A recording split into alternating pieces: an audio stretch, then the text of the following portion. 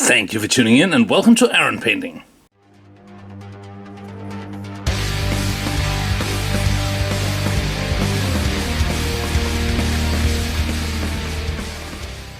Today I figured I would showcase some of the characters in my homebrew RPG campaign, as I've painted up miniatures for all the players except for the few characters where the players painted them up themselves. But yeah, today I wanna show you some of them because I didn't have time to make tutorials for each and every one of them. First off, here we have Drak. Drak is my own character for when Mother Nurgle is taking the mantle of Game Master. He's a slayer. The miniature is from Avatars of War, I believe. I had it lying around for a very long time. And I'm really happy with how the paint job came out. Next up, we have Exian, Sleeping Bear's main character. He's a High Elf Swordmaster of Hoth, and he was made entirely of stuff I had in the bits box. So this is not a Swordmaster mini. It's various High Elf bits and some Imperial mercenary or Free Guild militia bits, and a bit of green stuff and some fighting. So yeah, really happy with this mini. I think he looks very much like a Swordmaster of Hoth. Next up we have Ulm. Ulm is a Bright Wizard. He is insanely crazy and really entertaining when played. He was made from bits and pieces from the Frostgrave Wizard's Brew and the head of a flagellant from Warhammer Fantasy. And yeah, really simple paint job, but I like it a lot. This is Gemma. She's the youngest member of the Adventuring Guild, and well, yeah, she's a pirate. The mini was or is from Black Scorpion Miniatures, and yeah, not much to say. She's a great character. She's becoming pretty high level now, so she's starting to be real dangerous. And I'm once again I'm happy with the paint job. Another result of going through the bits box is Laurent de Montfort. He's a Bretonnian questing knight who is, yeah, he's more aiding the guild than actually being a member of it.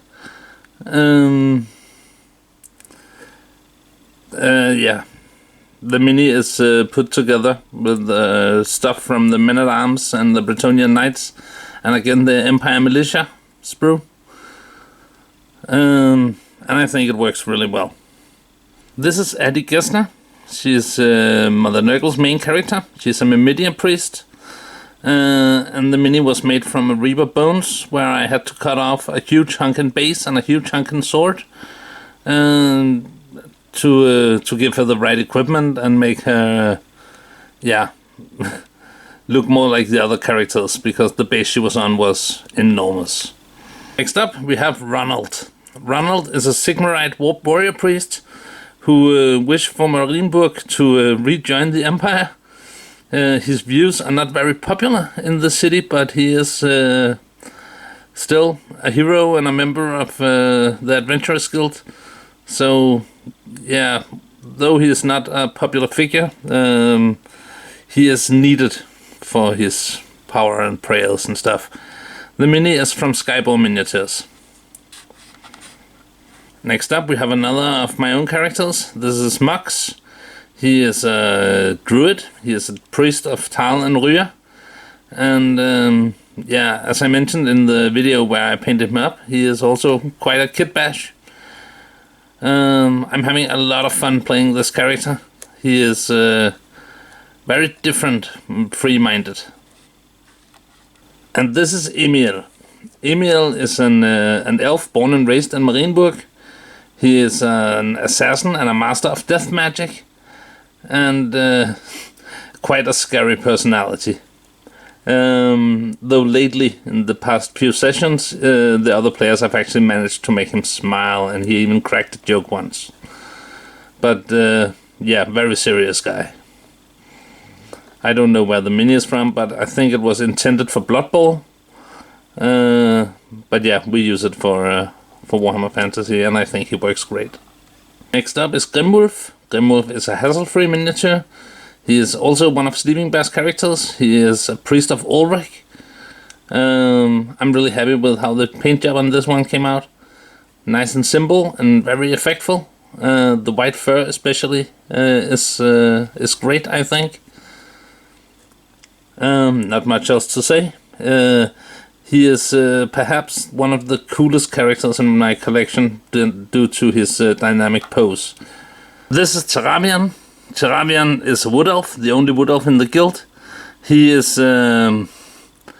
he has an innate hate of Skaven, and usually only joins on missions where Skavens are to be hunted. I'm very happy with the highlights on this one. I don't know how well they're translated to the camera, but I think they came out really great. This is Conrad. Conrad is a Knight of the Blazing Sun, though he is going by the name Landsknecht, and is downplaying his title because he has an embarrassing past, really well written background. And Conrad has joined the House of Adventurers, hoping to become a better knight, but also to raise money for an army to rescue his family, who is being held hostage in Araby. This character, again, is the result of me going through the bits box, finding stuff here and there from very different kits. Next up, we have Franz. Franz is a priest of Ronald, and a new member of the guild, though one of the oldest members.